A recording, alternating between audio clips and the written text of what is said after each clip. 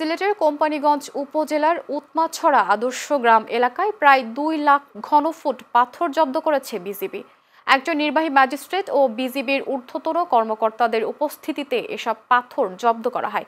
আটচল্লি BGB জানায়, দীর্ঘদিন ধরে বন্ধ কোয়ারি আশেপাশের এলাকা থেকে পাথরগুলো উত্তোলন করে গ্রামের বসতবাড়ির আশেপাশে মজুত করে রেখেছে স্থানীয় কিছু পাথর ব্যবসায়ী।